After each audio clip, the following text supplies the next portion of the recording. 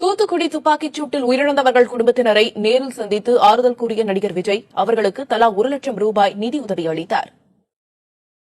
தூத்துக்குடி துப்பாக்கிச் சூட்டில் உயிரிழந்தவர்களின் வீடுகளுக்கு நள்ளிரவு நேரத்தில் இருசக்கர வாகனத்தில் நடிகர் விஜய் சென்றார். பகலில் சென்றால் ரசிகர்கள் அதிக அளவில் கூடுவார்கள் என்பதால் பாதிக்கப்பட்டவர்களை இரவில் சென்று சந்தித்தார் விஜய். துப்பாக்கிச் சூட்டில் காயமடைந்து மருத்துவமனையில் சிகிச்சை பெற்று வருபவர்களை இன்று சந்தித்து விஜய் நலம் விசாரிக்க உள்ளதாக தகவல் வெளியாகியுள்ளது.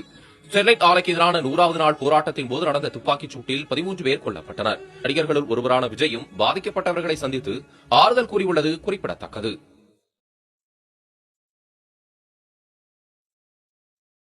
எல்லாரும் வெளியே உட்காந்துருந்தோம்.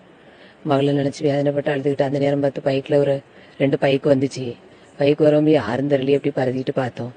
அப்படியே உடனே பார்க்க விஜய் அவங்க வந்துருந்தாங்க.